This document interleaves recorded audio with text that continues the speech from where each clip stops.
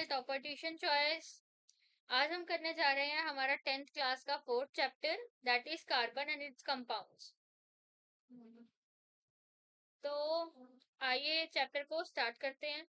कोई भी आपको अगर किसी भी मतलब आपको कोई टर्म नहीं समझ आ रही, जैसे इस चैप्टर में ना काफी कुछ थ्योरेटिकल है और काफी कुछ थोड़ा सा प्रैक्टिकल सा भी है, और हम बोल देते हैं फॉर्मूला टाइप है। तो अगर कोई भी चीज समझ ना आए तो मेरे को कमेंट कर देना, I will explain again. Okay, so our chapter name is carbon and its compounds। तो इस चैप्टर में हम पढ़ेंगे कार्बन के बारे में, उसके कंपाउंड्स के बारे में, कि कार्बन जो है कैसे आपस में हाइड्रोजन के साथ बॉन्डिंग करके अलग अलग जो कंपाउंड्स हैं वो बनाती है, और वह कैसे जो कंपाउंड्स है वो फॉर्म होते हैं। उनमें सिंगल बॉन्ड होता है, डबल बॉन्ड होता है, ये सब चीजें हम इस चैप्टर में पढ़ेंगे। तो आइए इस चैप्टर को स्टार्ट करते हैं। सबसे पहले बॉन्डिंग इन कार्बन। कार्बन में कौन सा बॉन्ड होता है? Covalent bond. सबसे पहले सभी को ये पता होना चाहिए कि जो बॉन्ड्स होते हैं ये कितने टाइप के होते हैं। Carbon carbon bonding, so there are 3 type of bonds: single, double and triple। In type की बॉन्डिंग्स को बोलते हैं covalent bond. Covalent bond is of 3 types: single, double bond and triple bond. और भी काफी टाइप्स के बॉन्ड्स होते हैं, जैसे कि ionic bond, second is this covalent bond. First ये होता है आयनिक बॉन्ड, सेकंड होता है कोवलेंट बॉन्ड, और थर्ड होता है बेटा कोऑर्डिनेट बॉन्ड। कोऑर्डिनेट बॉन्ड, और जिसको हम बोल देते हैं डेटिव बॉन्ड। समझ आई? तो there are 3 types of bonds: ionic bond, covalent bond and coordinate bond। covalent bond again is of 3 types: single bond, double bond and triple bond। Okay, चलिए start करते हैं कि इसमें से मतलब क्या क्या चीजें लिखी हुई हैं। In the previous chapter you have studied the properties of ionic compounds. Ionic compounds कौन से होते हैं? जिसमें आयनिक बॉन्ड होता है। तो सबसे पहले मेरे को ये बताओ कि do you know the difference between this ionic bond, covalent bond and coordinate bond? अगर किसी को नहीं पता तो मैं 1-2 मिनट में समझाने की ट्राई करती हूँ, बिकॉज ये चैप्टर बॉन्ड के बेसिस पे नहीं है, तो थोड़ा सा मैं एक्सप्लेन कर देती हूँ। ओके, सो सबसे पहले देखते हैं हम आयनिक बॉन्ड। आयनिक बॉन्ड होता है जिसमें होता है complete transfer of electrons from one element या ion element to other that form ions और चार्ज। सपोज सोडियम है, सोडियम का नंबर कितना है? 11। सो उसके पास 10 में वो स्टेबल हो गया। उसके पास एक इलेक्ट्रॉन है जो क्या है, यू मतलब ऐसा लगा लो एक्स्ट्रा है। एक तरफ है क्लोरीन, क्लोरीन का कितना होता है? 17। So it has 7 electrons outside. अगर ये इसका नंबर कितना है 11, इसका नंबर कितना है 17, इसको स्टेबल होने के लिए 10 बनाना है। मतलब ये अपना अगर एक इलेक्ट्रॉन लूज कर दे तो ये 10 हो जाएगा, स्टेबिलिटी आ जाएगी इसमें। नोबल गैसेस आपको पता होंगे, नोबल गैस कॉन्फ़िगरेशन। और अगर ये अपना एक गेन कर ले, 18 हो जाए अगर, तो ये स्टेबल होगा। तो ये क्या करेगा, ये स्टेबल होने के लिए अपना ये एक इलेक्ट्रॉन इसको दे देगा। तो अगर कोई इंसान, या सॉरी इंसान बोल रही हूँ, अगर कोई एलिमेंट अपना एक इलेक्ट्रॉन दे देता है तो उसको बोलते हैं पॉजिटिव। उसके ऊपर कौन सा चार्ज आ जाता है? Positive charge.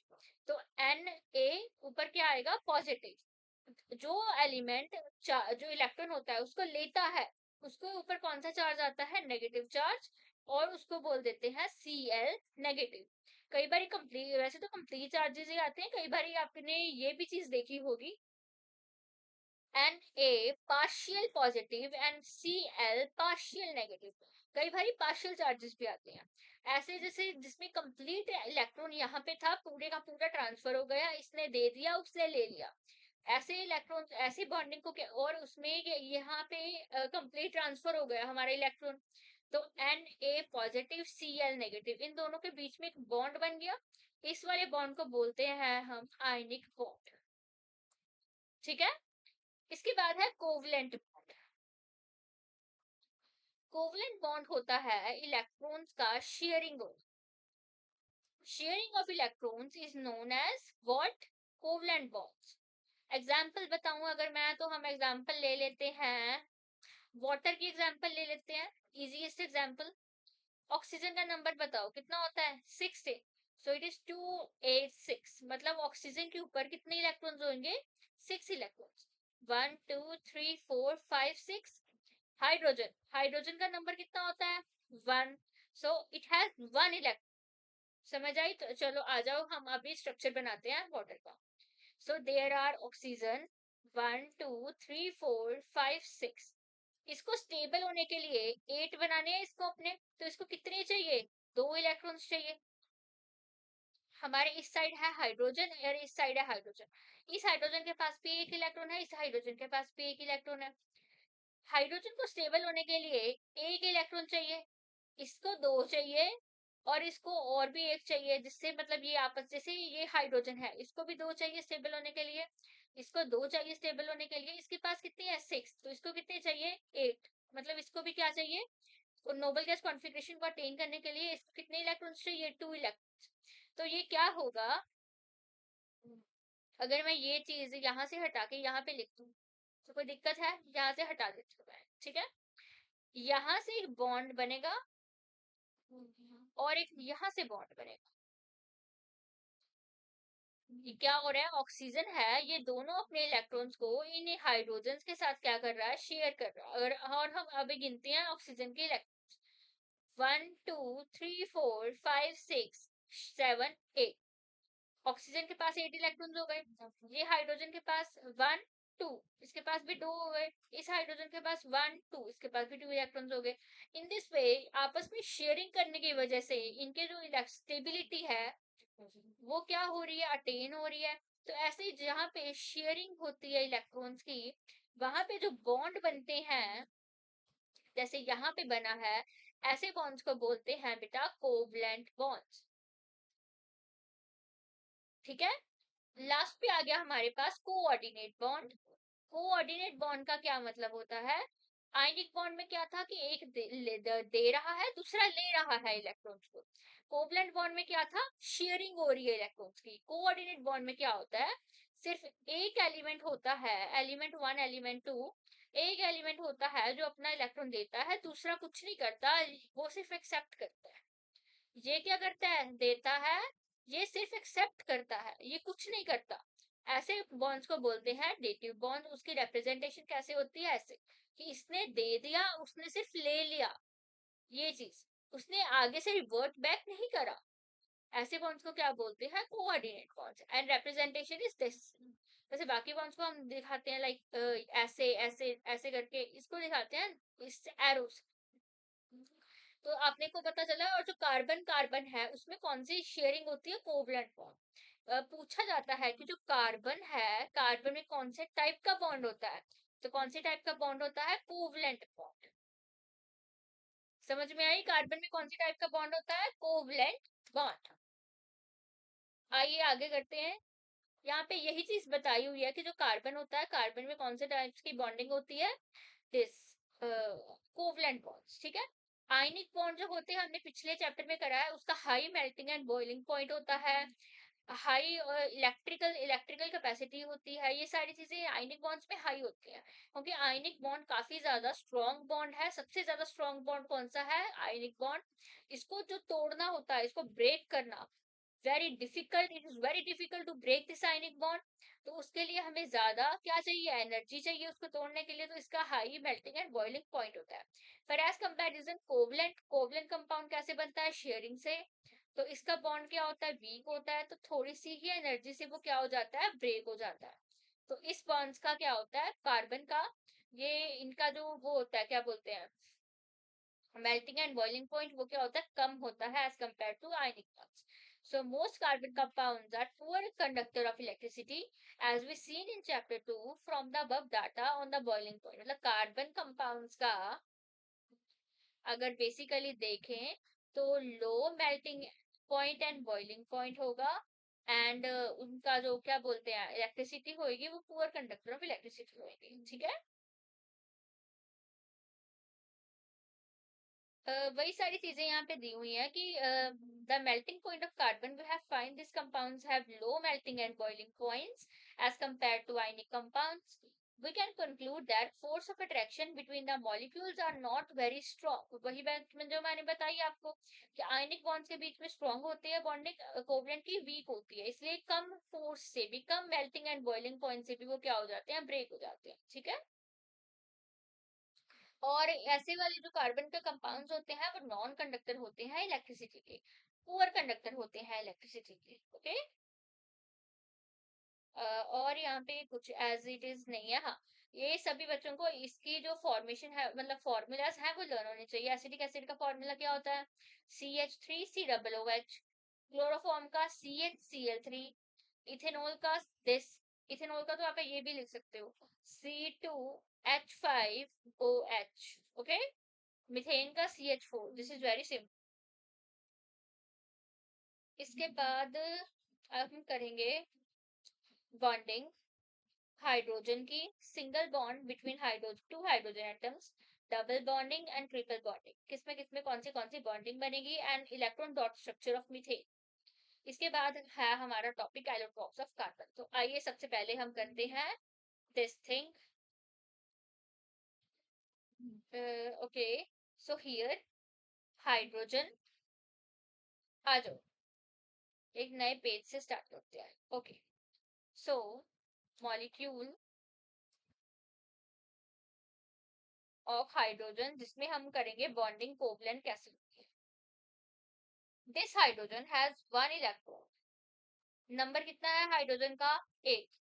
तो इलेक्ट्रॉन कितने होंगे, 1. We have this H2 gas, hydrogen gas. So H2, here is also one electron.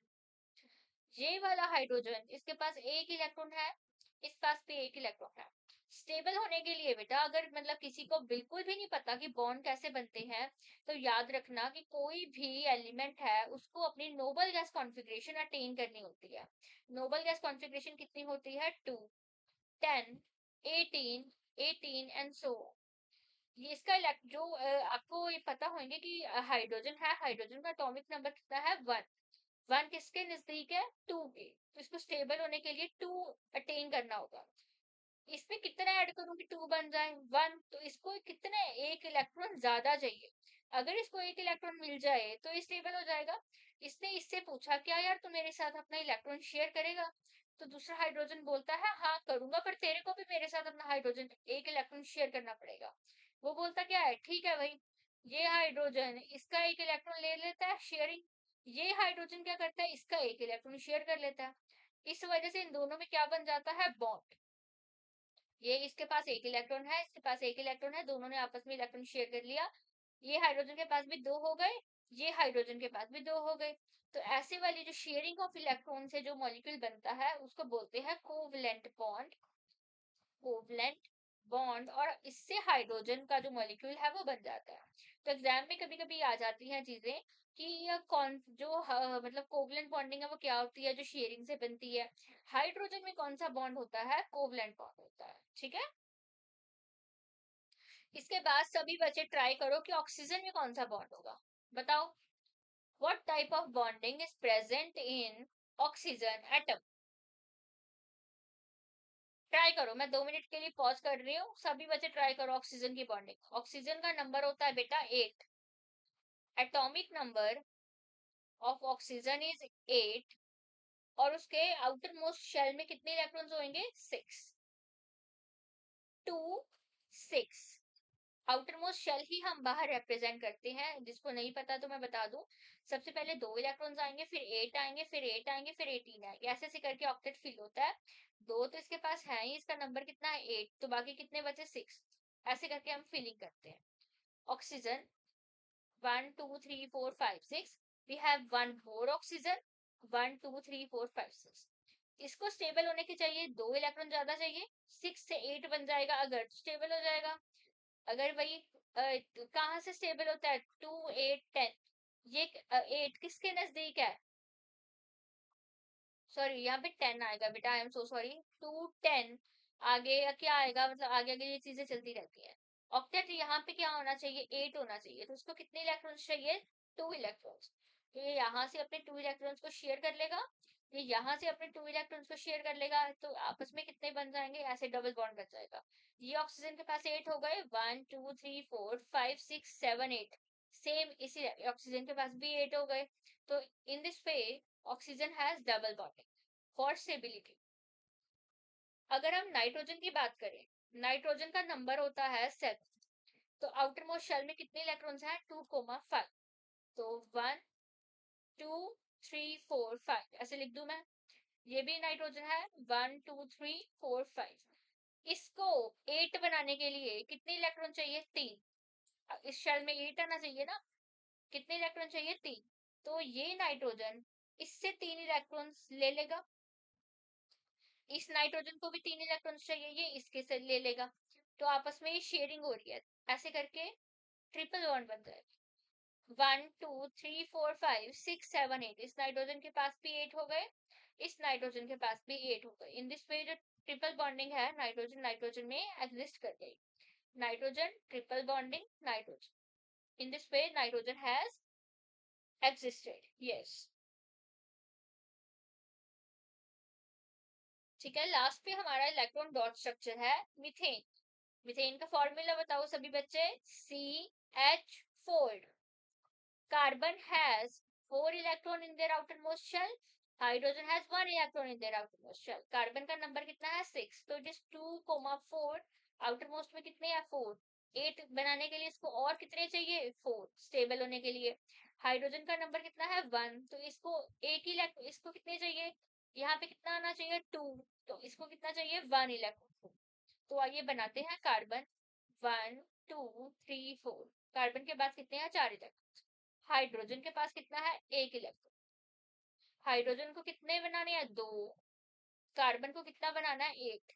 Hydrogen 2 बनाने के लिए यहां से ले लेगा, इस हाइड्रोजन ने यहां से ले लिया, इस हाइड्रोजन ने कार्बन का ये ले लिया। हाइड्रोजन ने अपने 2 इलेक्ट्रॉन्स को फिल कर दिया, यहाँ पे बॉन्डिंग बन गई। कार्बन को कितने चाहिए थे, 4। 1। इसने यहाँ से यहाँ से यहाँ से यहाँ से कार्बन ने भी शेयर कर लिए, तो कार्बन के पास कितने हो गए, 1 2 3 4 5 6 7 8। तो कार्बन के पास भी कितने हो गए, 8। हाइड्रोजन के पास कितने हो गए, 2। समझ में आई बॉन्डिंग कैसे बनती है। इन दिस वे जो दोनों है, दोनों ने अपनी स्टेबिलिटी को क्या कर लिया, अचीव कर लिया। नोबल गैस कॉन्फ़िगरेशन एलिमेंट्स कौन से होते हैं, helium, neon, helium neon, argon, krypton, xenon. Helium का नंबर होता है 2, नियॉन का होता है 10, आर्गन का होता है 18, क्रिप्टॉन का आगे आगे बढ़ता रहता है। ठीक है। स्टेबिलिटी का जो होता है रूल होता है इलेक्ट्रॉन्स फिल करने का, सबसे पहले फर्स्ट शेल में आएंगे 2 इलेक्ट्रॉन्स, इसके बाद 8 इलेक्ट्रॉन्स, इसके बाद 8 इलेक्ट्रॉन्स, इसके बाद 18 इलेक्ट्रॉन्स, ऐसे ऐसे करके ये चीजें फिल हो। ठीक है। कोई भी इलेक्ट्रॉन है वो अपनी नियरेस्ट नोबल गैस कॉन्फ़िगरेशन को जब अचीव कर लेता है तो वो क्या हो जाता है, स्टेबल। सपोज ऑक्सीजन, ऑक्सीजन का नंबर है 6। तो इसको स्टेबल होने के लिए क्या चाहिए, 4 इलेक्ट्रॉन ज्यादा चाहिए, ताकि ये अपना 10 बना ले। और अगर ये 10 बना लेगा तो क्या होगा, ये स्टेबल हो जाएगा।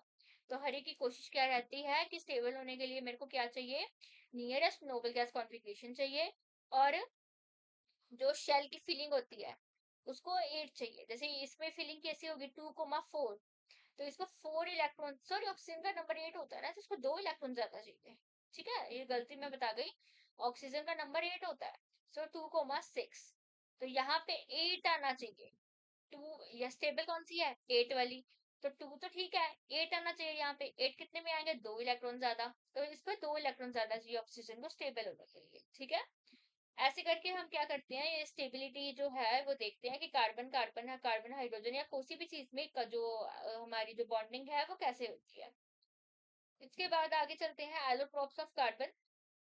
1 मिनट यहाँ तक कर लेते हैं, ठीक है। ये आपके लिए होमवर्क है, यहाँ तक कर लेते हैं चैप्टर आज।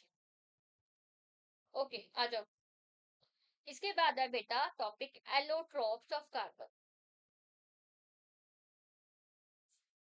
एलोट्रोप्स का मतलब क्या होता है कि the element carbon occur in different forms in nature with widely varying physical properties. Carbon different different form में क्या करता है, एग्जिस्ट करता है, वेरिंग, इसकी फिजिकल प्रॉपर्टीज अलग अलग हो सकती है। सपोज करो गणेश जी हैं, हमारे भगवान जी, कृष्णा जी हैं, शिव जी हैं, और भी कितने सारे भगवान हैं। ये है क्या सारे गॉड। गॉड के क्या है, अलग अलग रूप है। वही चीज है हमारे पास क्या है, कार्बन। कार्बन के अलग अलग रूप, होती वो कार्बन ही है, बनते वो कार्बन से ही है। एलोट्रॉप्स उसको बोल देते हैं कि भगवान के जैसे रूप अलग अलग है पर है तो सारे भगवान ही ना। वैसे कार्बन के भी क्या होते हैं, एलोट्रॉप्स होते हैं जो कार्बन की बॉन्डिंग से ही बनते हैं। फर्स्ट आ गया डायमंड, सेकंड आ गया ग्रेफाइट, एंड थर्ड आ गया हमारा फुलरी। C60, इसमें कार्बन कितने होते हैं, 60, इसलिए इसको C60 बोल दिया जाता है। तो यहाँ पे हमने देखा ना है कि कार्बन, जो कार्बन के एलोट्रॉप्स हैं, डायमंड, ग्रेफाइट और फुलरीन, इसकी प्रॉपर्टीज क्या क्या है, हम वो चीजें स्टडी करेंगे। Both diamond and graphite are form by carbon atoms. The difference lies in the manner in which carbon atoms are bonded to one another. In diamond, each carbon atom is bonded to four other carbon atoms, forming 3D image. जो हमारा diamond है वो क्या बनाता है, 3D structure बनाता है। In graphite, each carbon atom is bound to three other carbon atoms in the same plane, giving hexagonal array. जो हमारा ग्रेफाइट है ये, इसमें लेयर स्ट्रक्चर होती है और ये हेक्सागोन से बनता है। This is hexagon, see 6 sides. One of these bonding is double bond and thus the valency of carbon is satisfied. Graphite structure is formed by a hexagonal array being placed in one layers, one above the other. These two different structures result in diamond and graphite having very different physical properties, even though their chemical properties are same. Diamond is the hardest substance known, while graphite is smooth and slippery. Diamond होता है वो बहुत ही ज्यादा क्या होता है, hardest substance है, और ग्रेफाइट क्या है, स्मूथ है, स्लिपरी है। Graphite is also very good conductor of electricity, क्योंकि उसमें कैसा नेचर है, स्लिपरी नेचर। और अगर स्लिपरी नेचर होगा तो क्या होगी, आयंस होंगे, इलेक्ट्रॉन्स होंगे, वो मूव कर पाएंगे और इलेक्ट्रिसिटी कंडक्ट हो जाएगी। जो डायमंड होता है वो क्या होता है, रिजिड होता है काफी ज्यादा। उसको काफी ज्यादा हाई प्रेशर और टेम्परेचर चाहिए होता है इस स्ट्रक्चर को तोड़ने के लिए, क्योंकि सी ये कितना कम्पैक्ट है, इसको तोड़ने के लिए काफी ज्यादा एनर्जी की जरूरत है।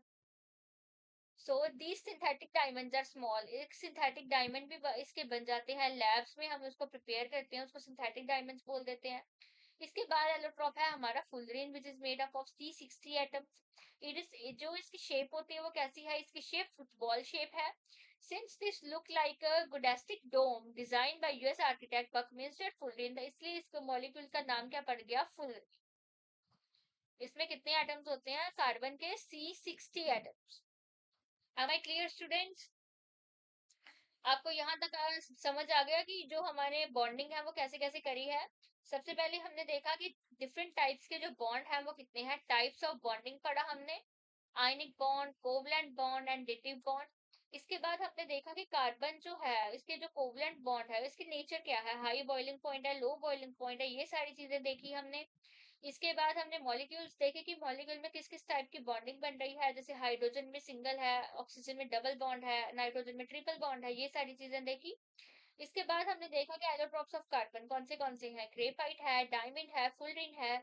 डायमंड की कौन सी प्रॉपर्टीज हैं, ग्रेफाइट की कौन सी प्रॉपर्टीज हैं, graphite is one of the thing that conduct electricity, हमने ये चीजें देखी। हार्डेस्ट सब्सटेंस कौन सा होता है हमारे पास, डायमंड आ गया। फुलरिन का नाम कैसे पड़ा, US के साइंटिस्ट के नाम पे पड़ा। ये सारी चीजें हमने इससे, जो हमारा आज फर्स्ट लेक्चर है इस चैप्टर का, इसमें पढ़ी है। तो हमारे साथ ऐसे ही पार्ट 2 एंड पार्ट 3 कवर करिए। इसी चैप्टर के मैं पार्ट 1, पार्ट 2, पार्ट 3 बना दूंगी, ताकि 25 मिनट्स में आप इसको कंप्लीट कर पाओ और बोर भी ना हो, ठीक है। तो ऐसे ही यूजफुल वीडियो के साथ हमारे लिए साथ बने रहिएगा। And if anyone wants online tuition and personal tuition for their child, like उसको अपने लिए पर्सनल ट्यूटर चाहिए जो उसको घर पे आके पढ़ा सके, या फिर किसी को ऑनलाइन टीचिंग चाहिए, तो call me on this number, this is my personal number. I will provide you online tutor and home tutor. Home tutor mostly in Chandigarh areas, Chandigarh Tri-City areas. ठीक है? Okay, friends, students, have a very good day. Bye bye.